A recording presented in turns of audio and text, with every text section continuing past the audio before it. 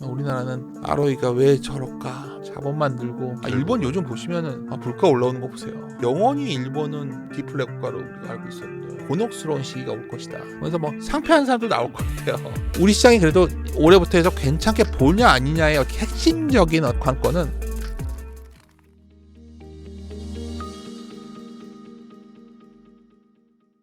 그러면 지금 뭐냐?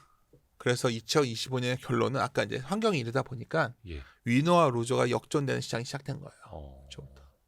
그러니까 이 역전이라는 생각을 갖고서 시장을 대하는 사람들은 중간은 가요. 중간이 간다는 게 뭐냐면 변동성이 커질 때 막 휘둘리지 않으면서 파도에 휩쓸리지 않으면서 내가 좀 그 깊지 않은 물에서 수영하면서 적당히 즐길 수가 있어요 지금. 근데 저 변동성이 심한 파도가 강한 곳에 들어가면 되게 위험한 시장이에요 거기는. 그러니까 지금 그런 주식들 선도하는 기업들은 파도의 높이가 너무 크다는 거죠. 그렇지 않은 곳에서 해야 된다는 얘기를 드리는 건데 어떻게 보면 이제 헤엄치기 쉬운 시장에서 하라. 그럼요. 깊이가 빠져 죽지 않을 만한 그런 발이 닿는 그렇죠. 안전판이 있는 것들. 약간 땅 짚고 헤엄칠 수 있는 그쵸. 시장. 물이 너무 많이 빠져서. 뭐 그거는 뭐 딱 봐도 뭐 이건 내가 파도가 와도 난 여기서 그런 수준의 그 놀 수 있는 곳이 있다는 거죠. 근데 선생님 질문이 있습니다. 네. 죄송합니다. 말씀 끊어서 그런데 중요한 질문 하나만 드릴게요. 위너와 루저가 이제 역전될 수 있는 시장이라고 말씀해 주셨는데 이제 혹자들은 그렇게 봅니다. 루저는 올라도 어느 정도까지이고 제 가치 오면 팔아야 되는 거고 위너는 조정을 받더라도 망가지는 게 아니라 다시 주도주가 될 수 있다라고들 하지 않습니까? 이 측면에서 어떻게 봐야 됩니까? 제가 이건 제 주관적 생각. 네네네. 어차피 이제 뭐 자유인인데 막 말할 테니까 다 그 말하죠. 근데 힘든 게 뭐냐면 장기적으로 이렇게 될 것 같이 버틸 수 있는 사람이 없어요. 그게 기간이 어느 정도 저희 그 시간 라인을 내가 어떻게 가져온지 알 수가 없고 우리가 반보합의 변화를 추적하란 말을 했잖아 피터 린치가. 피터 린치가 굉장히 장기 투자 얘기했던 사람이에요. 반보합의 변화가 매우 중요한 거예요. 그러니까 지금의 위너 루저가 역전되는데 이 루저가 상당히 오래 뭐 1년이 될 수도 있고 2년이 될 수도 있는 거죠. 근데 인간의 심리라는 거는 그 기간 동안에 만약에 그 위너가 루저가 되는 구간의 겸비가 제일 힘들 수도 있는 거죠. 그러니까 제일 중요한 건 위너가 계속 위너가 되는 시장에서 위너를 해야 되는 건데 위너가 어느 날 위너가 안 되는 시장에 오면은 저 위너가 루저로 가나에 대한 의구심도 생길 수 있는 거예요. 아니 멀리 찾을 게 없어요. 우리 한번 반문해 봅시다. 그러면 예를 들어서 불과 2년 전에 소위 전기차의 미래에 대해서 의심하는 사람 아무도 없었어요. 아무도 없었죠. 배터리 회사들이 이렇게 될 줄 알았어요? 끝없이 성장할 줄 알았죠. 그렇죠. 그때는 위너가 그거 잘못된 그때 위너였으니까 그때 위너의 몸을 담았던 사람들이 있죠. 근데 루저로 바뀌었잖아요. 루저가 아니라 퇴출될 기업이 나오게 생겼어요 지금. 극단적인 걸 보여드렸는데 미국 시장은 어떨까요? 미국에도 그런 기업이 많아요. 미국의 지수, 그러니까 여러 가지 최근에 특히 되게 조심스러운 거. 제가 이제 이렇게 가끔 이제 좀 자유롭다 보니까 질문이 들어오는데 커버드 콜 ETF 같은 것들도 정말 쉽게들 설명하더라고요. 그러니까 아니 제가 구조를 저도 좀 이해를 하니까 막 그렇게 꽁으로 돈을 벌게 해주는 것들이 별로 없어요. 그러니까 배당 공짜는 없죠. 그렇죠. 그러니까 예를 들어서 아까 우리가 맨 먼저 미국을 얘기했던 이유는 그러면 내가 올해를 바라봤을 때는 내가 인간적으로 그러니까 내 개인적인 시간으로 견딜 수 있는 시간으로 봤을 때는 루저를 하는 시장이 맞다는 거예요. 그런 의미에서 말씀드린 거지. 지금 저한테 미국 100년의 역사를 보면 이랬습니다 하면 뭐 그런 제가 알 수 없고 그래서 여하튼 올해는 부진했던 것들이 올라오는데 제일 대단히 이해가 갔습니다. 이제 이해가 갔습니다. 홍콩 시장이 제일 좋고 독일이 좋고 프랑스가 좋고 그리고 코스피 있고 미국 이쪽이 내려와 있죠. 완전히 X자로. 그렇죠. 이게 위너 루저 약간데 그래서 니케이가 빠지니까 어느 날 누가 니케이 빠지면 엔켈이 척상에서 빠지는 제가 실내 겪은 거예요. 메신저가 딱 날라온 거예요. 네네네네. 그냥 미국 일본 주식 같이 빠지니까 뭐 일본이 무너지면 뭐 그런데 일본은 작년 위너였던 시장이었어요. 지금은 루저였던 홍콩이라든가 항생이라든가 뭐 독일이라든가 이런 쪽을 좀 많이 보시는 게 나을 것 같다는 생각이고요. 경기 선행지수를 보더라도 중국은 밑에서 돌고 나 중국 별로 안 좋아해요. 중국 증시를. 근데 밑에서 돌고 있고 도는 걸 해야겠죠. 그리고 미국은 꺾이기 수가 있는 상황이고 아까 보여드렸지만 한국은 쉬고 있는 상황이니까 좀 옆으로 버텨주지 않을까 정도 보는 거예요. 근데 사실 미국 어제 데이터가 나왔잖아요. 제조업. 그렇죠. 제조는 근데 신규 주문이 확 부러져 버려요. 그러니까 미국이 이제 고민은 딱 하나예요. 결국 미국이 경기가 생각보다 좀 안 좋아지고 있구나. 이거는 예상 범주를 벗어날까봐 걱정은 하는 거죠. 그럴 가능성은 당장은 아니라고 보지만 뭐 침체까지 가는 건 아니지만 굉장히 그렇죠. 뜨거운 시장에서 조금만 식어도. 근데 미국이 원래 과거에 경기 침체 올 때요. 네. 침체가 확 차고 쳐요. 급속 냉동. 그렇죠. 지나가서 보면 아씨 왜 항상 그러지 않았어요? 이 대표님은 그러면 미국이나 경기 침체 올 때 올 것 같아서 온 적 있어요? 깜빡이 켜고 들어오고. 갑자기 이렇게 된대 하다가 그럼 우리나라도 경기 벗어날 때요. 네. 이거 반대로 말씀드릴게요. 아무리 보고 아무것도 안 될 것 같은데 뭔가 변화가 생기기 시작하면 경기도 조금은 낮아요. 그러니까 어쩌면 이 경기 온도차가 이렇게 다르다는 걸 자꾸 보여드리는 거예요. 제가 자꾸 보여드리는 게 중국과 미국이 다르고 한국도 다른 거예요. 네. 그래서 한국은 제가 봤을 때는 좀 버텨주다가 올 경기가 좀 돌아서는 기거를 기대해 보는데 이렇게 하면 야 미국이 저런데 미국이 완전 부러져서 소비가 완전 망가지면 이게 안 되는 거고 한국 증시. 네네네. 그렇지만 않는다면 그러니까 미국이 확 망가지면은 그쵸. 우리 수출도 안 덩달아 안 되니까. 좋을 거고. 아까 제가 맨 먼저 그 미국, 일본, 미국 소비 보여드린 거거든요. 네네. 그러니까 소비가 업데이트하다 보니까 야, 저렇게까지 좀 찝찝한 상황은 맞아요. 근데 또 들여다 보면 저렇게 난리를 치고 있는데 지금 소비가 뭐 견고하겠어요 지금. 그리고 뭐 이민자들도 막 추방하고 이러고 있으니까 그런 소비도 줄어들 거고. 여하튼 근데 한국은 이미 경기가 그렇게 좋지 않았기 때문에 더 나빠질 확률은 좀 제한적이지 않을까. 근데 다만 이제 전제 조건은 미국 경제가 뭐 빠르게 악화된다라기보다는 증시는 어느 정도 조정을 받더라도 미국 경제는 뭐 이렇게 막 급속 냉동까지는 안 가야 우리 수출도 좀 나아질 수 있으니 그걸 바탕으로 우리 미국 증시도 좀 경기가 좋을 이제 수 있다. 망가지지 않을 것 같은 이유가 있어요. 예. 저렇게 협박을 해야 되니까 예. 다 미국 가서 공장 질 거고 투자하니까. 그럼 그 돈이 들어가서 부양책 되는 거 아니야? 그러니까 자기 돈 갖고 안 하는 거지 남의 돈을 다 들어오게 만들고 있잖아요. 트럼프가 지금 이민 와서 시민권 받고 돈 주고 사라는 거 아니에요 지금. 그러니까 이민자가 다 나쁘다라는 게 아니라 불법 이민, 돈 없는 이민이 문제다. 나가고 이거고. 예. 로마 시민권을 파는 거 아니에요 로마 제국 아니에요. 그 미국 게르만 제국의 게르만조가 그때 네. 죄송합니다. 어이, 뭐 그런 거 비슷한 것처럼 중요한 YG 부스터를. 죄송합니다. 아니 맞아. 그러니까 저는 이제 뭐 앞에서 자꾸 이 저 말 저 말 드리는 이유가 뭐냐면 자꾸 루저 말씀드리는 게 너무 관심이 없어요 루저들에. 저는 그 느낌을 많이 받았어요. 그러니까 루저죠 진짜. 루저 종목들이 괜찮은데 제가 어디서 이제 약간 이렇게 강의를 한 다음에 예. 뭐가 좋아 보이십니까 해서 저 그런 데서 종목 얘기하다가 잘못되면 머리 아프잖아요. 예. 그래서 그때 얘기했던 것들이 이제 현대건설 그 여기 들으시면 또 들으실 수 그리고 뭐 제가 그때 여의도에서 했기 때문에 현대백화점 얘기를 했더니 백화점은요 앞으로 힘들어질 것 같습니다 누가 그러시더라고. 그러니까 아무도 동의 안 하죠 진짜. 아무도. 그러니까 근데 그게 이제 우리가 1년에 투자를 해서 한 20-30% 수익을 날 수 있는 종목이 있다면 괜찮은 대상 아니에요?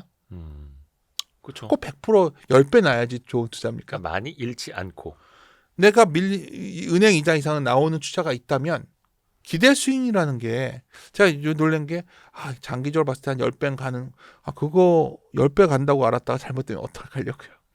밑에는 제한적인데 위는 30, 40, 50%가 보이는 종목들이 널려 있다면 그거는 굉장히 아까 표현을 하다 보니까 굉장히 얕은 물에서 수영하는 느낌이었죠. 네. 근데 왜 그러냐 말씀드릴게요. 한국 증시예요 이게. 보시면 예. 그냥 밸류가 좀 혼자 유독 싸잖아요. 지금 저게 어떻게 펼쳐지고 있는 거죠? 연도별로 이제 같은 농기서 PER을 보는 거죠. 네네네. 우리 내려왔잖아요. 한국은. 맨 오른쪽이 한국인. 예, 여기 코스피. 예. 모든 나라가 다 돌아섰는데 중국도 이랬는데. 저 이유도 있어요. 예. 삼성전자가 저러고 있으니까. 그렇죠. 지수에 차지하는 비중만 해도 뭐 엄청난데. 전자 빼고 계산해야 된다. 뭐 이런 말도 하지만 네. 이거를 좀 이렇게 제가 모든 그림을 다 보여드릴 수는 없잖아요. 네. 그러면 예를 들어서 올해 연간으로 봤을 때 작년에 비해서 그래도 낮이는 그 그로스가 있는 기업들인데 어떻게든지 그런 기업들인데 밸류가 이렇게 내려와 있는 기업들이 그런 싼 기업이겠죠. 이해가시나요? 네네네. 그러니까 계속해서 성장이 죽어가는 게 아니라 그래도 돌아서고 있는데 밸류가 유독 싸져 있어요. 그런 게 많이 있었다고요. 지금. 좀 약간씩 줄어들고는 있지만 그래서 밸류 할인이 너무 깊다 이 그림에서 보여드리고 싶은 거는 네. 우리 시장이 왜 이렇게 돼 있냐 이거보다 유독 더 심한 것들이 보이는데 그런 종목들 찾아서 하시면 된다고. 어떻게 찾냐? 저는 그냥 자료들 많이 봐요. 자료 뭐 애널리스트가 얘가 뭐 이 친구가 뭐 얼마에서 얼마 본다 이걸 보는 게 아니라 네. 그 밸류랑 데이터를 보는 거죠. 보다 보면 아까 그런 종목들이 나오는 거고요. 거기다가 이제 좀 의미 있는 게 1월에 수출이 완전히 증가율이 팍 부러졌었잖아요. 네.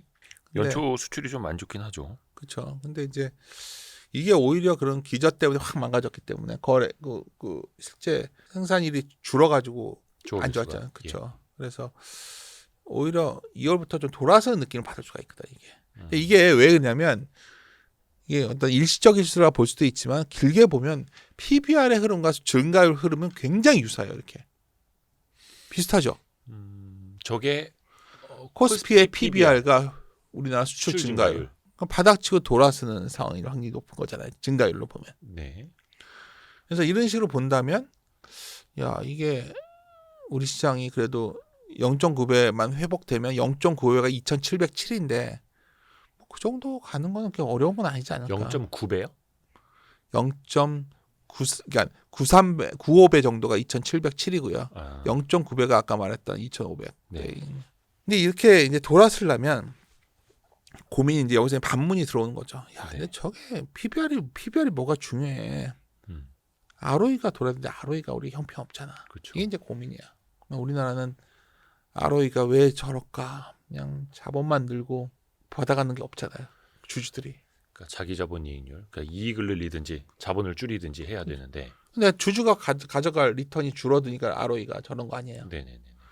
ROE를 돌리는 방법이 기업이익이 획기적으로 개선되는 방법도 있겠지만 분자에 계속 나오는 게 요새 분모액이 나오는 거예요.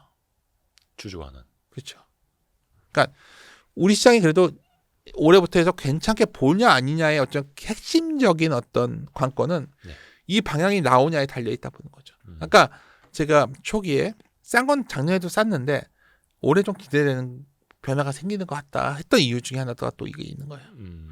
당장 뭐 3법 개정이 된다 안 된다 뭐 이 얘기를 하는 게 아니라 중요한 게 결국은 여건 야건 투자자건 비투자자건 뭔가 공감대가 형성되고 있잖아요 지금. 그러니까 주주환원 많이 해야 한다. 뭐 상법의 어떤 개정은 쉽지 않으면 다른 배당이라도 많이 해야 되는 상황. 근데 제가 항상 보여드리는 건데 일본이 엄청나게 변화가 생겼잖아요 주식시장이. 그렇죠. 일본이 재정을 아무리 풀어도 안 됐었는데 결국 거버넌스 개선되면서 확 증시가 레벨업 됐어요.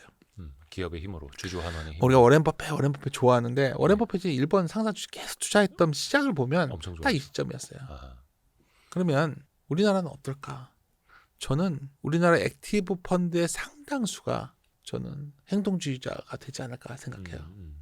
그리고 이제 배당도 이제 다르잖아요. 배당 락하는 날들을 다르고 배당 받는 일정도 다르고. 그렇죠.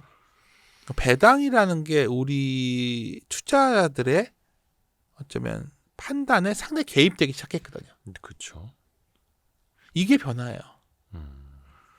그래서 저는 이 변화가 결국은 여러 가지 가치가 싼 주식들에 대해서 왜 이렇게 싼 거야?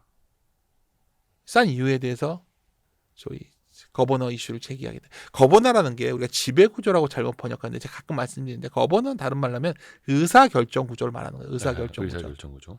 그러니까 의사결정 구조가 거버너 지배구조가 아니라 뭐 여기가 무슨 뭐 왕이에요. 뭐 지배하고 그래요. 의사결정 구조가 주주 이익이 반영되냐를 보겠다는 거예요.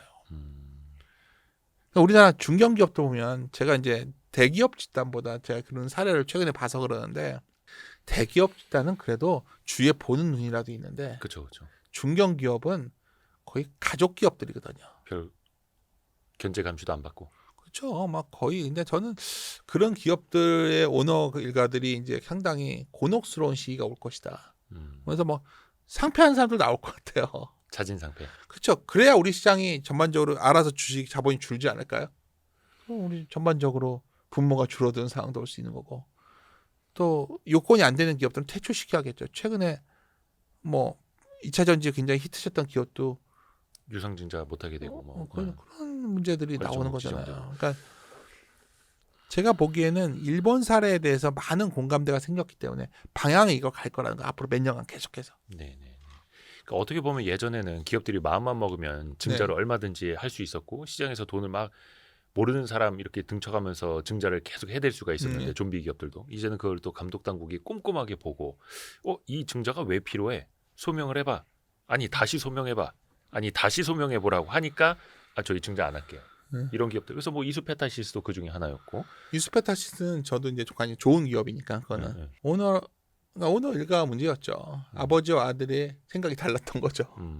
그러니까 그런 좀 우리나라 그 거버너들 이슈들이 이제 다 드러나잖아요 지금. 그쵸. 물론 행동주의자들이 다 선은 아니에요. 행동주의자들은 그 자본을 갖고서 어쩌면 되게 이익을 얻기 위해 자기 자본을 이익을 얻기 위해서 무슨 짓이라도 하는 사람들이니까. 하지만 분명한 거는 상법 개정뿐만 아니라 이런 변화가 가속되면 소위 주주 가치는 회복되는 거죠. 그쵸. 함부로 차별된 저희 지배주주들의 주식만 인정받는 게 아니고 오너 가치가 우선될 수는 없는 시장이 오는 거죠. 이제 슬슬. 그 시장이 시작됐는데 일본이 굉장히 독특한 사례인 게 네. 정권도 필요 없었고 재정도 상관없었고 그냥 성공 사례가 자본시장 돌려가지고 성공했다. 일본 요즘 보시면은 물가 올라오는 거 보세요. 그렇죠. 그러니까 영원히 계속 금리 올리는 사람들이 일본에 대해서 어떻게 하셔야 되냐면 영원히 일본은 저 디플레 국가로 우리가 알고 있었는데 잃어버린 10년, 20년, 30년까지. 이제 완전히 돌아섰잖아요. 그래서 저런 출발점이 사실은 이런 재정 투입 갖고 했던 게 아니라 거버넌스 개선이 있었다. 재정 투입으로 안 되던 걸 거버넌스 개선으로 해냈다. 그렇죠. 그래서 저는 그게 우리도 올 것 같고 또 최근에 보면 우리나라 은근히 기업들 공격이 늘고 있거든요 지금. 제가 이제 가끔 이제 제가 여의도에 떠났지만 가끔 여의도 계신 분들 연락 오면 앞으로 액티브 시장 어떻게 될 거냐 물어보면 맨날 하는 말이 있어요. 동일하게. 행동주의자가 되세요. 그 말이에요. 연합해서. 그게 아마 제 생각에 몇 년 내에 가장 큰 트렌드로 자리 잡지 않을까. 근데 이게 공격이라기보다는 어떻게 보면 이제 공평한 의사결정 구조를 만들기 위한 행동인 거죠. 그렇죠? 기업에 대한 공격이라고. 이게 왜냐하면 이거를 이제 불편하게 여기시는 분들이 주식회사로서 이제 상장까지 해놓고 그게 항상 또 그 창업가 집안의 것인 줄만 아시는 분들 해서 보면은 행동주의자들 혹은 이제 투자하시는 분들이 기업에 대해서 주주 서한 보내고 아니면 주주 제한하고 하는 거를 공격이라고 표현을 하는데 누가 때리는 것도 아니고 그렇죠? 주식회사를 주주들이 함께 좀 행동을 해서 좀 고쳐보자라고 하는 건데 우리가 이제 상법상의 이사 충실 의무 조항 얘기가 나온 게 어쩌면 그런 중견기업들이 가족 회사처럼 되니까 거기에 이제 임원들이 충성을 다 바쳐서 거의 일종의 마름이 되는 거죠. 그게 바뀌어야 제대로 주주가치 대우를 받겠죠. 그렇죠. 이런 말을 하고 싶었는데 못했었는데 정말 그런 게 많거든요. 정말 많죠. 저도 저도 너무 많이 받고 30년 이상 월급 받아만 살았기 때문에 그 금융보다 그런 크지 않은 회사들이 문제가 진짜 많거든요. 중견기업들. 깜짝 놀래요. 그러니까 거의 가족들이 다 지배한다 보면 되고요. 그렇죠. 가족은 물론 사위가 갑자기 툭 튀어나왔는데 경력을 보면 전혀 해당이 없는 사람이 갑자기 좀 웃기잖아요. 그렇죠. 원래 주주 눈 무서워야 되는데 그런 기업. 만약 내가 정성분석 하시는데 여러분 제가 아이디어 하나 드리면 중견기업 중에 너무 밸류가 싼 게 있는데 그 이사회 구성방을 보셔가지고 그런 거 보이면 안 돼요. 다 돈을 빼돌리게 되기 때문에. 그래서 그런 거 이제 싼 이유가 그쵸? 있는 거고. 그래서 좀 거버넌스 개선 또 이제 상법 개정이 이루어지면 또 그 기업들은 또 어찌 될지 모르니 그때부터는 또 이제 새로운 국면이 또 펼쳐질 수도 있죠. 그래서 이제 아까 이제 처음에 결국 싼 건 알겠는데 동의하시잖아요. 근데 이제 우리 마지막 질문이 나왔어요. 외국인이 사주겠냐는 거예요. 외국인이 안 사줬으니까. 한국 매력 없다. 근데 저는 좀 기대하는 거는 하여튼 첫째는 원화가 여기서 좀 1,400원대를 깨고 내려가면 과거에 원화가 강해지면 외국인이 누적으로 사 들어갔다는 건 반복돼서 나왔던 현상이니까 이번에도 그걸 또 기대해보자는 게 첫 번째 이유가 있고요. 두 번째는 공매도 재개. 사실 각 증권사의 자료가 많이 나와서 제가 다 유심히 다 읽어봤어요. 네네네네. 근데 맞는 말이에요. 이게 특별한 관계가 딱 있진 않아요. 근데 이번에는 유독 길었어요. 공매도 금지 기간. 네. 그리고 글로벌 증시가 굉장히 화랑인 동안에 우리는 공매도 금지가 되면서 거의 대표 주식들이 소외되어 있었거든. 외국인들의 롱텀 펀드들은 그래도 내가 나갈 때 쇼트 칠 수 있고 그래야 들어올 수 있단 말이에요. 저는 뭐 최근에 좀 뭐 주가는 여전히 답보 상태에 있지만 좀 의미 있던 사건으로 보는 게 가끔 말씀드리고 있는데 저번에 전자가 삼성생명과 화재 블락이 네. 돌았잖아요. 사실 그날 되게 저는 좀 의미 있다 봤던 게 그날 블락이 54,900원인가 돌아왔는데 할인율이 삼성생명과 그쵸. 삼성화재가 갖고 있는 삼성전자 지분을 시장에서 블록딜로 매각할 때 그때 할인율이 한 1.3%밖에 안 되더라고요. 그러니까 물론 그 뒤에 삼성전자가 여전히 헤매고 있지만 55,000원 정도의 주가일 때. 해외 이제 정확하게 뭐 그렇다 말씀 못 드리겠지만 해외 장기 펀드들이 받아간 걸로 알려져 있거든요. 고프 펀드들이. 장기 펀드들 입장에서는 전자 뭐 저 모양이지만 55,000원 정도면 내가 받아 넣어도 되겠어 이런 생각할 수도 있는 거잖아요. 그렇게 본다면 전자만 그렇겠어요. 주변에 이제 여러 대표주 뭐 포스코도 그럴 수 있는 거고 뭐 현대건설도 그런 종목들이 이미 그런 식의 움직임이 좀 진행되고 있는 게 아닐까 저는 보고 있거든요. 그러다가 공매도 제거되고 원화가 좀 강해지는 흐름이 가속화되면 네. 그때는 위너의 가능성을 보고 들어오는 자금이 더 들어오겠죠. 저 루저인 줄 알았는데. 그렇죠. 지금이야 뭐 싼 게 비지떡이라고 살 수 있겠지만 그래서 이 말씀을 드리면 뭐 요새 가장 안 좋아하시는 말인 건 알고 있는데 예. 많이 오르고 비싸진 업종의 탑픽은 좀 피하자는 거예요. 신규 매수자는. 오히려 요 밑에 있는 것들. 제가 제일 안 좋게 사람들이 말하는데 섹터 뭔지 아세요? 최악으로 말하는 게 어떤 두 거요? 가지가 있어요. 현재 철강이랑 화학이에요. 아하. 여기는 철강은 얘기하면 사람들이 다 진짜 한국은 이제 철강 사업이 없어진 거다. 이제. 화학도 그렇고. 근데 여기서도 종목이 의외로 견고한 게 나올 수도 있는 거고. 하여튼 여기서 많이 보자는 입장입니다. 저는 기본적으로. 여기서 좀 덜 반영된 것 중에 소프트웨어가 있는데 이거는 네네네. 실적도 나쁘지 않으면서 밸류 매력도 있고 네.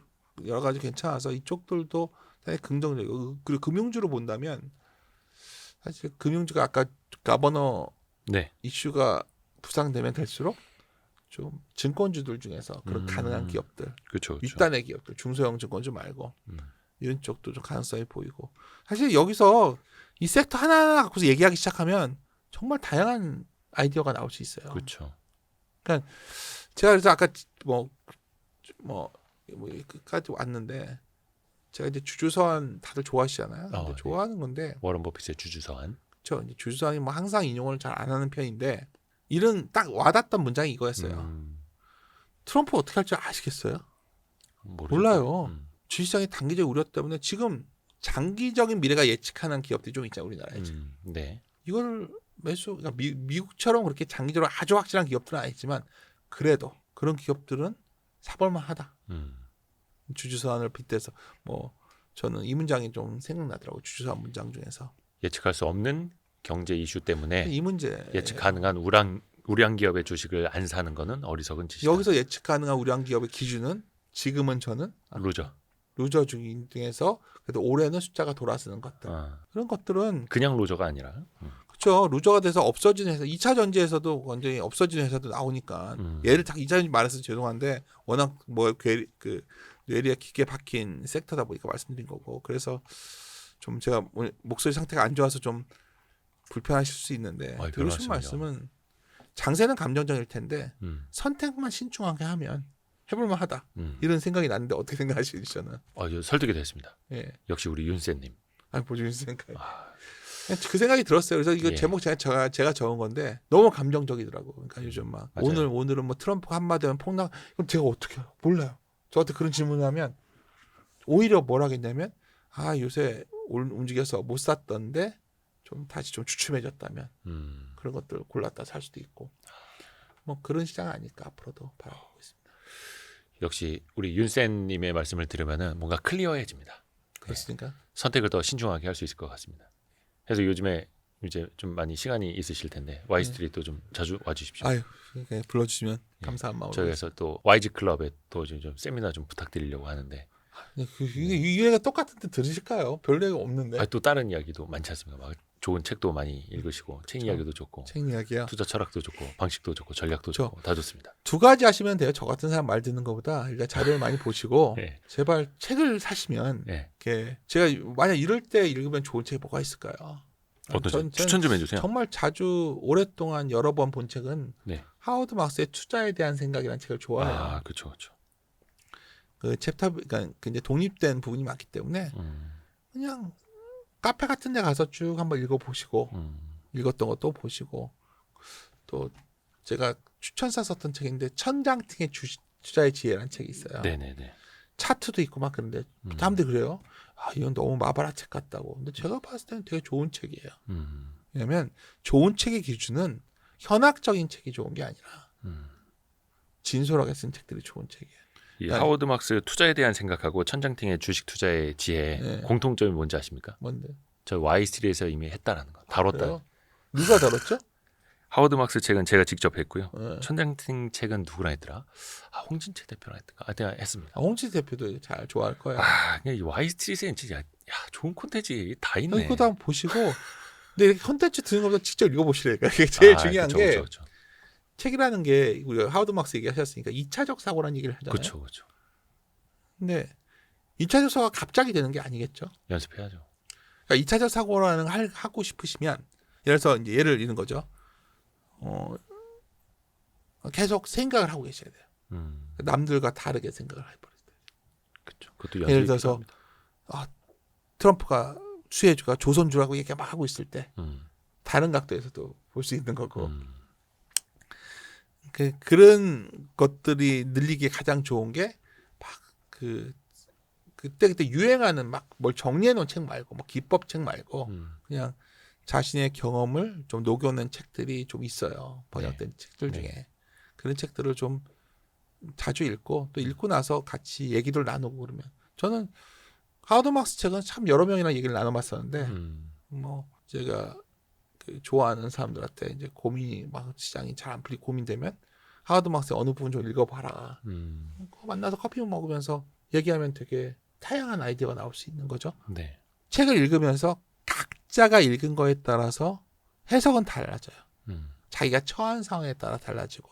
근데 분명한 거는 그런 게 쌓여가면 어떤 활자를 보고서 내가 판단하는 어떤 그런 선택의 정교함이 늘어나겠죠. 그러니까 그거는 제가 이제 사실 이런 제가 자유인이 된 것도 자꾸 자유인 말 표현을 드리지만 제일 최근 고민하는 게 자유로워지면서 오히려 생각보다 되게 좀 할 수 있는 게 별로 없구나를 많이 느껴요. 그러니까 왜냐하면 제가 막 오늘 막 누가 유튜브 채널 같은 거 하시라고 하는 분들도 있을 거 아니에요. 근데 아까 서로 얘기했잖아요. 그거 하다 보면 매일 뭘 만들어야 될 거고 그런 게 맞는 건지 아니면 전할 수 굳이 할 수 있다면 책 정도인 것 같은데 이거를 전할 수 있을까라는 고민도 있고 하여튼 요즘 그런 고민도 좀 있지만 하여튼 좋은 거는 전보다는 좀 자유로워졌기 때문에 좀 더 많은 자료를 읽을 수 있다. 그거는 참 좋은 거. 여기서 특히 애널리스트들 많이 소개해 주신다니까 그것도 고맙고. 예. 해서 그거는 이제 책 이야기가 됐던 이런 거는 이제 우리 윤쌤님과 와이스트릿이 와이즈 클럽을 통해서 하겠다라고 저는 이제 들었습니다. 아니 그리고 내 마음대로 자 이렇게 끝내야 돼 빨리 끝내야 돼. 그거 제가 되면은 진짜 제가 그럴 능력은 잘 안 되고. 예. 오늘도 좋은 말씀 너무 감사드립니다. 초대해 주셔서 감사합니다. 감사합니다. 네, 감사합니다. 고맙습니다. 고생하셨습니다. 지나간 얘기만 하는 게 아니라 그를 통해서 이번 분기에는 어떤 기업들이 좋아질 수 있을까에 대한 고민도 같이 있을 거라고 생각을 합니다.